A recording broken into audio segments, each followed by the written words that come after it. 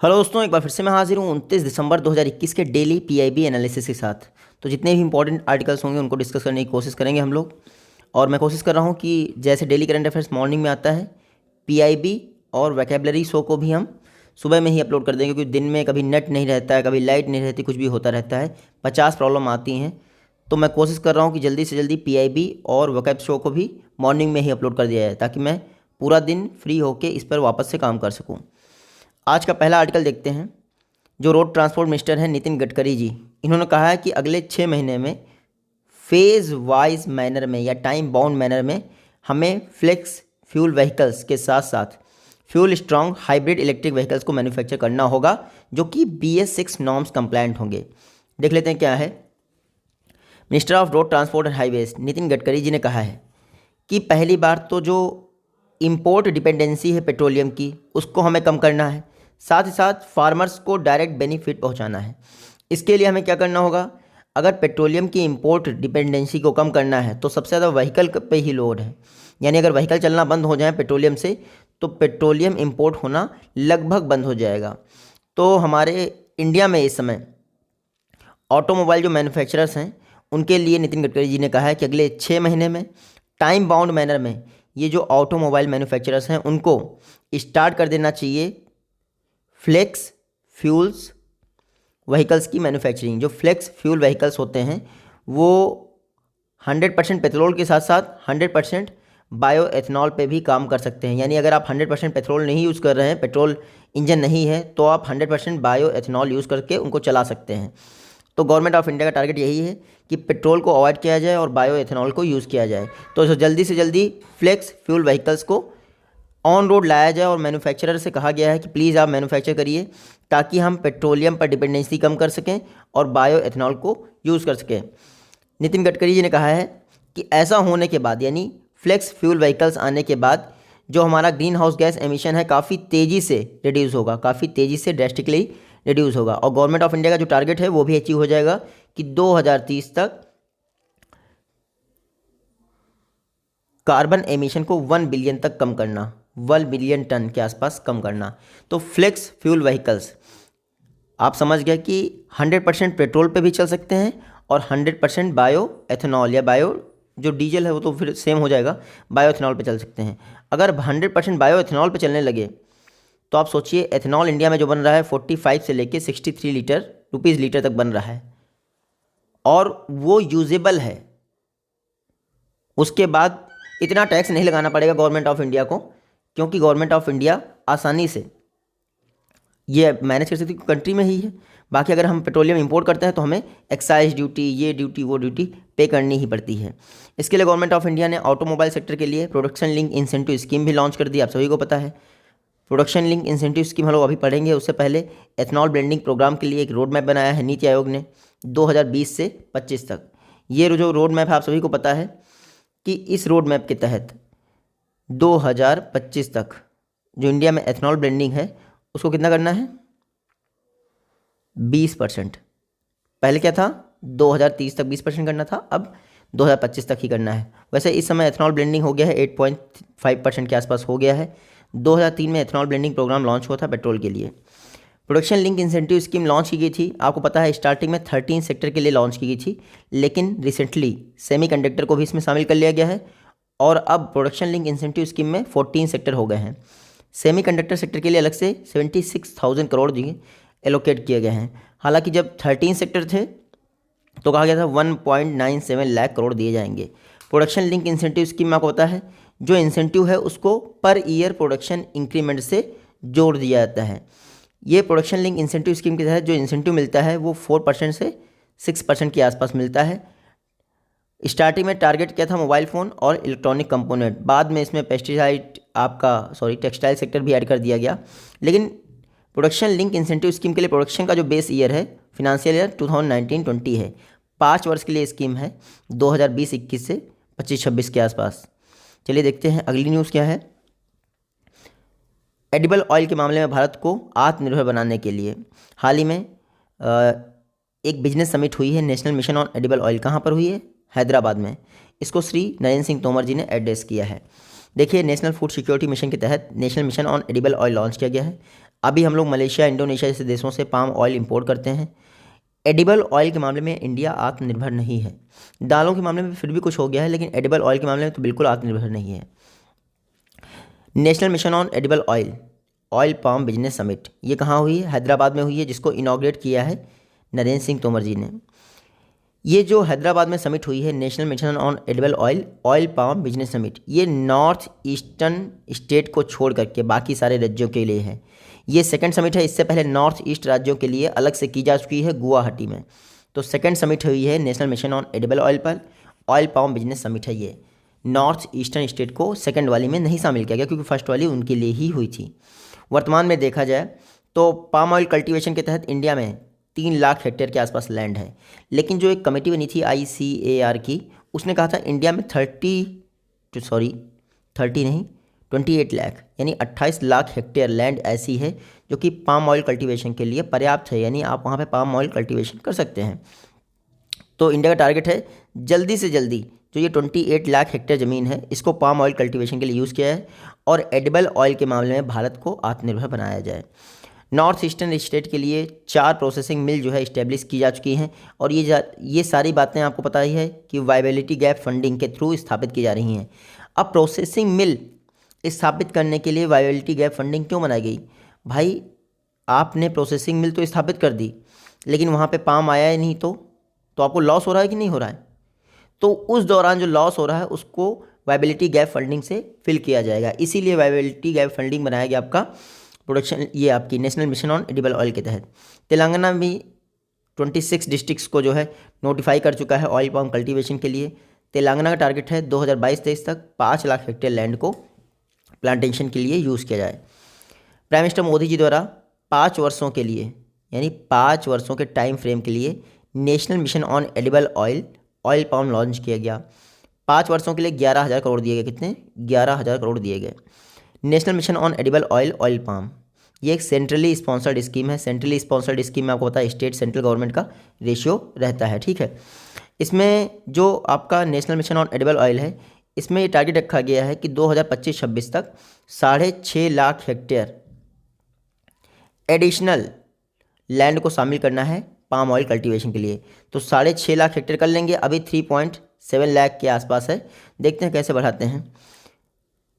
6.5 lakh hectare 2025-26 तक कर लेंगे, और इस टारगेट को बढ़ाकर इन्हों करना है 2029-30 तक 16.5 लाख हेक्टेयर। तो ये आप याद रखिएगा national mission on edible oil के तहत।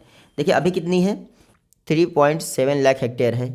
तो 25-26 तक, 2025-26 तक 6.5 लाख ऐड कर लेंगे, तो 2025-26 तक 10 लाख हेक्टेयर हो जाएगी total land oil palm cultivation के तहत। 10 लाख हेक्टेयर हो जाएगी। फिर अगले 5 वर्षों में 6.5 लाख हेक्टेयर और ऐड कर देंगे, तो 16.7 लाख हेक्टेयर हो जाएगी। National mission on edible oil का टारगेट क्या है कि डोमेस्टिक प्रोडक्शन को 3 गुना बढ़ाना, तो 11 लाख मीट्रिक टन करना है 2025-26 तक। जो स्पेशल फोकस किया जा रहा है वो north eastern state, Andaman Nicobar पे किया जा रहा है, क्योंकि यहाँ पर बहुत ज़्यादा पोटेंशियल है पाम ऑयल कल्टीवेशन का। बाकी इसमें एक अलग से नॉर्थ ईस्टर्न अंडमान रीजन के लिए प्रोविज़न है 5 crore 5 metric ton per hectare के लिए। तो ये अलग से कुछ डाटा है अंडमान निकोबार के लिए, हम लोग दोबारा में जब पढ़ेंगे, क्योंकि ये एक सिंगल लाइन लिखी थी और सिंगल लाइन से एनालाइज करना और टाइम नहीं था इतना कि रिसर्च की जा सके उस पर। तो देखते हैं जो भी ये डाटा है उसको हम नेक्स्ट सीरीज़ में डिस्कस करेंगे। उसके अलावा कल मैंने आपको बताया था healthy states progressive India report. क्या बताया था मैंने? जो आपको डाटा दिया था लार्जर स्टेट की कैटेगरी में, मैंने कहा था एस्पायरेशनल, यानी कि लास्ट ईयर की अपेक्षा इस बार यूपी ने सबसे ज़्यादा ग्रोथ की है। अब PIB में इतना ही आया था, लेकिन न्यूज़ आर्टिकल में ये छपा था कि यूपी ने ग्रोथ तो की है, लेकिन अभी भी यूपी का जो हेल्थ इंफ्रास्ट्रक्चर है वो बॉटम पे है। अगर healthy states progressive India report को टॉप करने की बात आ जाए, ग्रोथ करने की बात नहीं, लास्ट ईयर से इस ईयर के सापेक्ष ग्रोथ करने की बात ना की जाए, सिर्फ टॉप करने की बात है, जो केरल ने टॉप किया है, याद रखिएगा। यूपी ने लास्ट ईयर से इस ईयर ग्रोथ वाले मामले में टॉप किया है, तो वो एग्जैक्टली लिखा हुआ भी है, ठीक है, जो हमारा PIB सीरीज उसमें लिखा हुआ है। हालांकि PIB आर्टिकल में सिर्फ एस्पायरेशनल के विषय में बात की गई थी, टॉप करने वाले की बात नहीं की गई थी। प्रधानमंत्री एम्प्लॉयमेंट गारंटी प्रोग्राम, ये चर्चा में क्यों है? क्योंकि अंजू देवी को जो है डिप्लोमा मिला है। किस लिए मिला है देखते हैं। बिहार के मधुबनी की रहने वाली हैं अंजू देवी, सॉरी मधुबनी नहीं, मधुबनी पेंटिंग को इन्होंने लाइव किया है, इसके लिए इन्होंने अलाइव किया है, लाइव नहीं अलाइव किया है, इसके लिए इनको डिप्लोमा दिया गया है। तो अंजू देवी प्रधानमंत्री एम्प्लॉयमेंट जनरेशन प्रोग्राम के तहत इन्होंने ये डिप्लोमा हासिल किया है। प्रधानमंत्री एम्प्लॉयमेंट जनरेशन स्कीम आपको पता ही है, सपोर्ट प्रोवाइड करती है फिनेंशियली और ट्रेनिंग दोनों तरह से। एमएसएमई जो ministry of micro small medium enterprises है वो इसको इम्प्लीमेंट कर रही है। Prime minister employment generation programme credit link subsidy scheme है, इसमें दो स्कीम का मर्जर करके लॉन्च किया गया था। पहली स्कीम थी रोजगार योजना प्रधानमंत्री की, दूसरा रूरल एम्प्लॉयमेंट जनरेशन प्रोग्राम, इन दोनों को मर्जर करके prime minister employment generation programme launch किया गया था। देखिए माइक्रो इंटरप्राइजेस रूरल एरियाज़ में सेटअप की जाती हैं, साथ साथ अर्बन एरियाज़ में भी, देखिए अर्बन भी लिखा है यहाँ पे, लेकिन वो नॉन फार्म सेक्टर से रिलेटेड होनी चाहिए, इतना याद रखिएगा। ये 2008 में प्रधानमंत्री एम्प्लॉयमेंट जनरेशन प्रोग्राम लॉन्च किया गया। सेंट्रल सेक्टर स्कीम है ministry of micro small and medium enterprises की। केवीआईसी इसको इंप्लीमेंट कर रहा है, नोडल एजेंसी केवीआईसी है, बस इतना ही याद रखिएगा।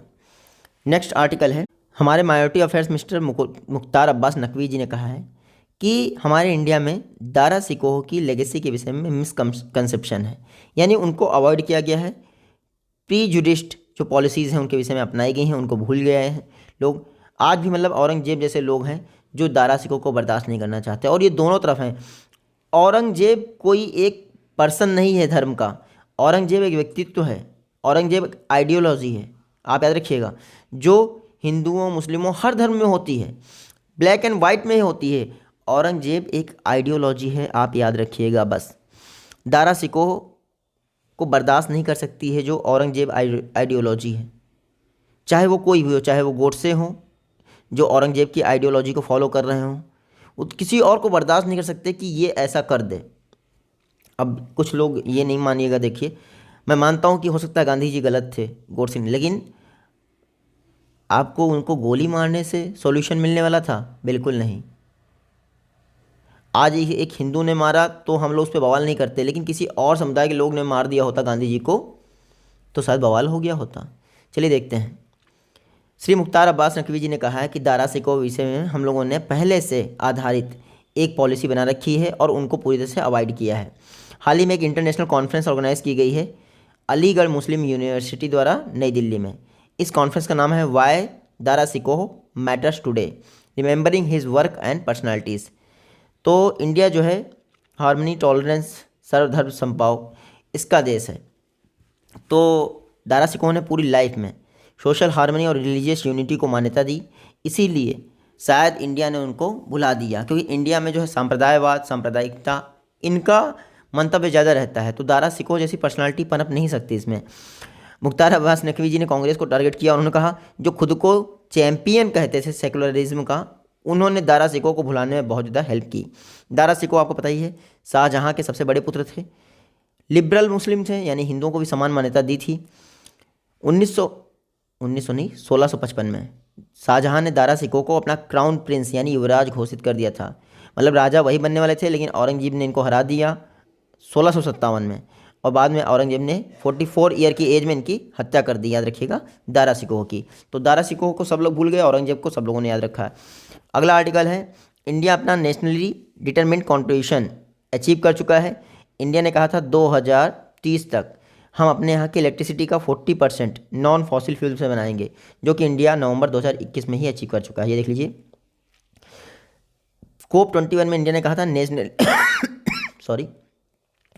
नेशनली डिटरमिन्ड कॉन्ट्रीब्यूशन, इंडिया ने कहा था कि 40% जो इंस्टॉल्ड एनर्जी कैपेसिटी है वो नॉन फॉसिल फ्यूल से होगी 2030 तक, लेकिन इंडिया ने नवंबर 2021 में ही टारगेट अचीव कर लिया। इस समय इंडिया की जो इंस्टॉल्ड रिन्यूएबल एनर्जी कैपेसिटी है वो 151 गीगावाट के आसपास है, जिसमें से सोलर आप देख लीजिए 48.5 गीगावाट है, विंड 40 गीगावाट है, जो स्मॉल हाइड्रो पावर प्रोजेक्ट हैं वो 4.83 गीगावाट हैं, और large hydro power project 46.51 gigawatt हैं। जबकि लार्ज को रिन्यूएबल एनर्जी में कैलकुलेट नहीं किया जाता है, लेकिन गवर्नमेंट ऑफ इंडिया कुछ भी कर सकती है, उसके चक्कर में मत पड़ो आप, ठीक है। तो 100 गीगावाट एक तरह से आपने पा लिया है। ये जो हमारी न्यूक्लियर एनर्जी है वो इंस्टॉल्ड कैपेसिटी है 6.78 यानी 6780 मेगावाट है। Total non fossil based installed energy India की है 157.32 गीगावाट, अगर न्यूक्लियर एनर्जी को भी मिला लें। तो नॉन फॉसिल फ्यूल यानी कि जो हमारे कोयले से रिलेटेड तत्व नहीं है, उनसे रिलेटेड जो एनर्जी आ रही है 157 गीगावाट के आसपास आ रही है, जो कि टोटल इंस्टॉल्ड कैपेसिटी का 40% से भी अधिक है। इंडिया की टोटल इंस्टॉल्ड एनर्जी कैपेसिटी कितनी है? 392 गीगावाट के आसपास है।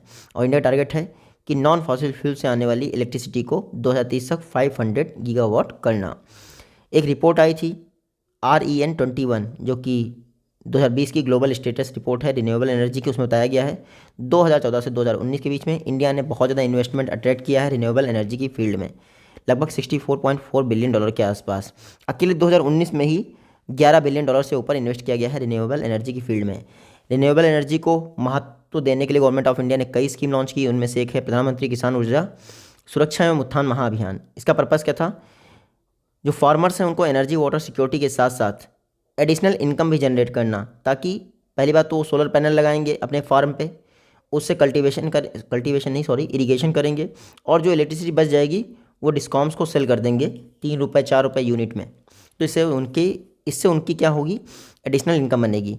प्रधानमंत्री कुसुम स्कीम जो कि ministry of new and renewable energy की स्कीम है, इसके 3 कंपोनेंट हैं, component A, B, C। Component A में क्या है?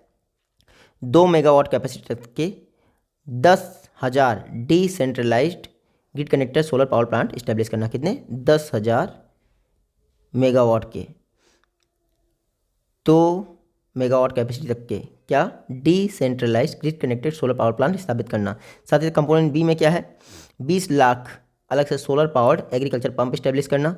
फिर कंपोनेंट सी क्या है? पहले से जो ग्रिड कनेक्टेड एग्रीकल्चर पंप हैं 15 लाख को सोलराइजेशन में कन्वर्ट करना। अभी वो इलेक्ट्रिक से चल रहे हैं, बाद में उनको सोलर सेल से चलाना है, सोलर पैनल से चलाना है। तो ये आपका है प्रधानमंत्री कुसुम स्कीम का टारगेट है लगभग 31 गीगावाट के आसपास सोलर कैपेसिटी जनरेट करना। गवर्नमेंट ऑफ इंडिया का यानी सेंट्रल गवर्नमेंट का फाइनेंशियल सपोर्ट रहेगा 34,000 करोड़ के आसपास।